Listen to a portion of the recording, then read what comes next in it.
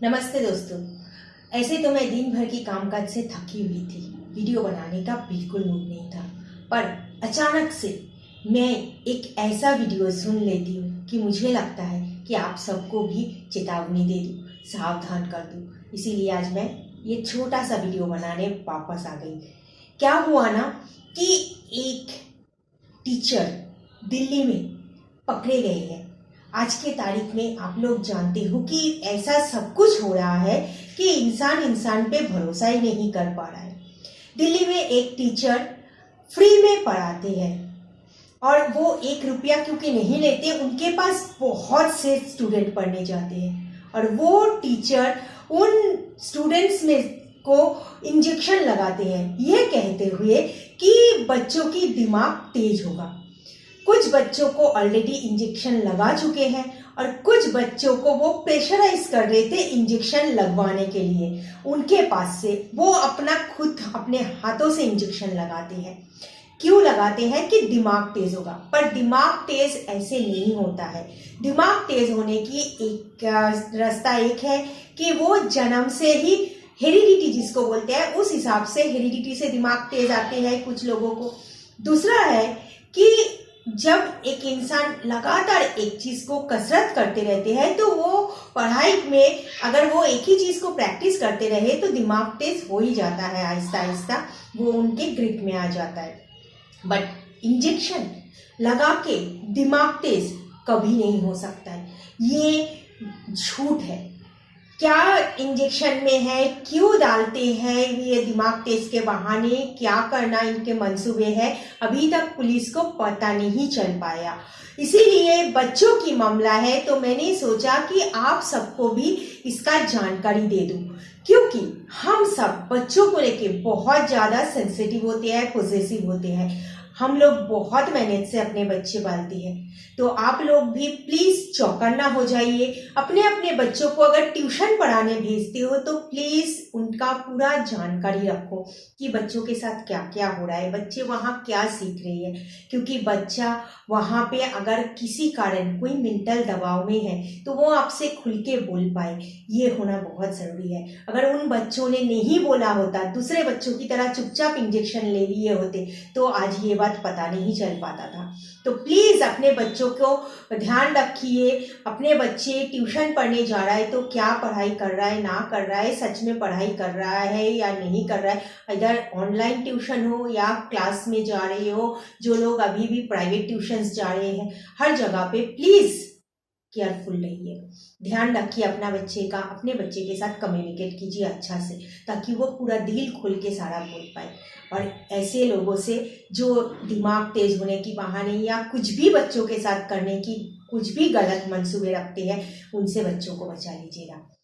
मुझे लगा कि ये जानकारी आप लोगों से साझा कर लूँ। मुझे जैसे पता चला तो मैं आप लोगों के सामने हाजिर हो गई हूँ। बताइएगा आप लोग क्या कैसे हो। Sorry, happy Valentine's day belated wish कर दे रही हो। कल मैं बिल्कुल ही वैलेंटाइन मूड में नहीं थी, क्योंकि कल 14 तारीख था। सुशांत सिंह को मरे हुए 8 महीना कंप्लीट हो गया था, अभी तक जस्टिस नहीं मिला। इसीलिए मेरा मूड थोड़ा ऑफ था, क्योंकि मैं नहीं चाहती हूँ कि दुनिया से किसी का भी जबरदस्ती किसी को कोई लेके चला जाए या किसी को मार डाल दिया जाए। इसीलिए मुझे बुरा लगा था ये घटना। अदरवाइज कितने लोग तो खुदकुशी कर लेते हैं, कितने लोग तो रोज एक्सीडेंट में मरते हैं। ये हर्ट नहीं करता है। अगर हर्ट करता है तो जबरदस्ती किसी को मार डालना। कुछ ही दिन पहले रिंकू शर्मा को भी आप लोग जानते हो, दिल्ली में रास्ते में दौड़ा दौड़ा के मार दिया गया, और वो भी चाकू स्टैब करके, पीछे से चाकू खंजर भोंक के उनके बैक में। सोचो कितना दर्दनाक मौत था। ये सब कुछ होने के लिए, ये जो इतना हिंसा फैल रहा है ना, ये सब हो ही नहीं पाता अगर सुशांत का मर्डर का ना मिस्ट्री सॉल्व हो जाता और सबको पनिशमेंट मिलता। तो लोग ना कानून से डरते। हमने सुना है, हमें सच में पता नहीं है, कि दुबई में अगर आप कुछ भी गलत करते हो ना किसी के भी साथ, वो भले ही एक गरीब हो या बहुत अमीर हो, तुरंत के तुरंत आपके ऊपर सजा सुना जाता है और तुरंत के तुरंत आपको सजा दिया जाता है। इसीलिए वहां पे आप अगर BMW का रास्ते में भी फेंक के चले जाओ ना तो कोई टच भी नहीं करेगा, चल देगा। बहुत सारे पैसे भी या ज्वेलरीज भी फेंक के जाओ, कोई छुएगा नहीं। यही ईमानदारी हमारे देश में भी हो सकता है अगर तुरंत के तुरंत सजा दिया जाए। इसीलिए हमने चाहा था कि सुशांत के मौत का भी सजा हो। जिस जो जो जो इनके पीछे है, कोई भी साजिश हो, कुछ भी हो, नहीं तो वापस एक रिंकू बना, कोई और सुशांत बनेगा, कोई और रिंकू बनेगा, एक के बाद एक होते ही जाएगा। हिंसा का कभी अंत नहीं होती, बट हिंसा का अंत करना है ना तो उनको डराओ। इसके ऊपर एक स्टोरी है, मैं आप लोगों को चाहूंगी वो छोटी सी स्टोरी साझा करना। एक बार ना रामकृष्ण देव हमारे वेस्ट बंगाल में बहुत फेमस है। रामकृष्ण देव का जो शिष्य थे वो आज आप सबके अंदर फेमस है। हमारा SP road, Swami Vivekananda road, ये स्वामी विवेकानंद रामकृष्ण जी के शिष्य थे। पर रामकृष्ण जी बिल्कुल पढ़े लिखे नहीं थे। वो ना कोई भी स्टोरी बोलते थे तो छोटे छोटे घटनाओं के ऊपर छोटे छोटे स्टोरी में बोलते थे। एक छोटा सा स्टोरी उनका मैं बता रही हूँ। ये मैं खुद के पर्सनल लाइफ में बिना उनका ये स्टोरी जाने ही फॉलो करते आई हूँ हमेशा।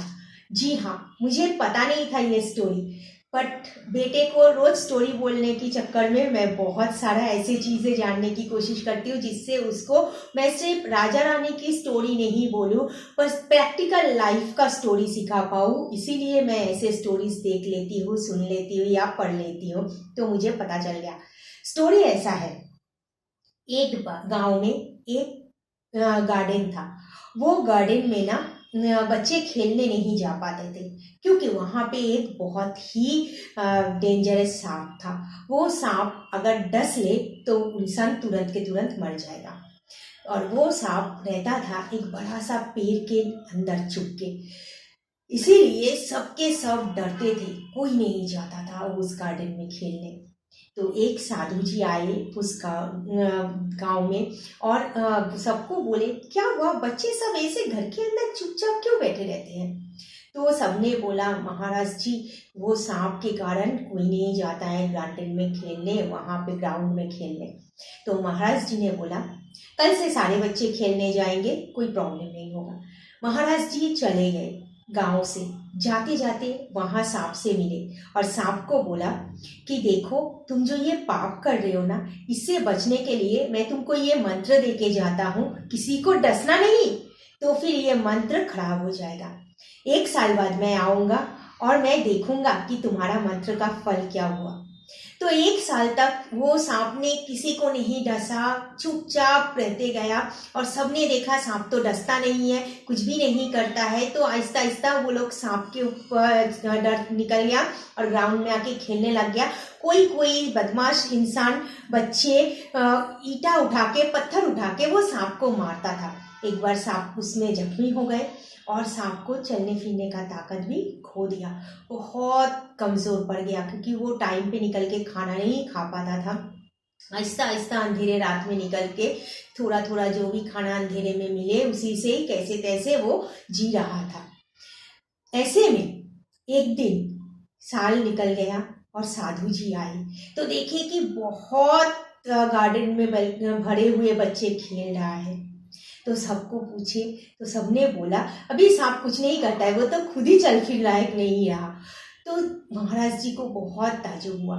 उन्होंने बोला, ठीक है। जाते टाइम वो गांव के वो पेड़ के नीचे आए और सांप से बोले, कैसे हो आप? तो सांप आए बाहर बहुत टाइम के बाद, धीरे धीरे धीरे धीरे जैसे तैसे करके अपना ताकत जुटा के आने के बाद उन्होंने कहा, नमस्ते किया महाराज जी को।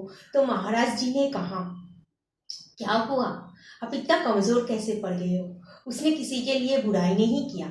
उसने कहा कि कुछ नहीं महाराज जी, बस ऐसे ही। तो महाराज जी को समझ में आया उनका जख्मी बॉडी देख के कि लोग उनको पत्थर मारते हैं, इसीलिए वो चलने फिरने लायक नहीं रहे, क्योंकि उन्होंने महाराज जी से प्रॉमिस किया था वो किसी को नहीं डसेंगे, उन्होंने डसा नहीं। बट महाराज जी ने बोला, मैंने डसने मना किया था, डसने की डर दिखाने मना नहीं किया था कि मैं डस लूंगा। ये डर दिखाओ, फन को ऐसे करके डर दिखाओ, पर कभी किसी को हार्म मत करो। किसी को नुकसान मत पहुंचाओ, पर डर दिखाओ कि हाँ मैं बहुत ताकतवर हूँ। तुम अगर ताकत का डर नहीं दिखाएगा तो आगे वाला तुम्हें कमजोर समझ के तुमको तकलीफ ही देगा और तुम ऐसे ही हो जाएगा। तो उसको डर दिखाओ। जी हाँ, वो डर दिखाया। आगे से उसने महाराज जी का बात सुना, उसने वो डर दिखाया, किसी को छुआ नहीं, कभी टच नहीं किया, बट वो ऐसे जो कर रहा था उसी डर से कोई उसको पत्थर मारने से लोग डरते थे और वो बच गया और वो ठीक भी हो गया और बच्चे भी खेल पाए और वो भी ठीक ठाक रह पाया। इसीलिए कहते हैं कि डर अंदर होना बहुत जरूरी है। मारो मत बच्चे को, पर बच्चे को मारूंगी का डर दिखाओ, ये मैंने हमेशा किया।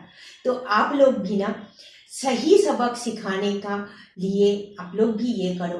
और देश के लिए जो मैं सुशांत सिंह राजपूत के लिए बोलती हूँ, मेरा एक दोस्त ने कल रात को मुझे बोला तो अभी भी उसी में अटका हुआ है। बट रीज़न ये है कि वो डर अगर दिखा था ना तो आज रिंकू नहीं घटता और भी बहुत सारे घटनाएं इस बीच घट गया, वो सब नहीं घटता। क्योंकि लोगों के अंदर से ना ये डर निकल गया है कि कानून हमारा कुछ नहीं बिगड़ सकता। यही जो डर निकल गया ना, इसीलिए आज एक के बाद एक होते ही जा रहा है बहुत सारी चीजें।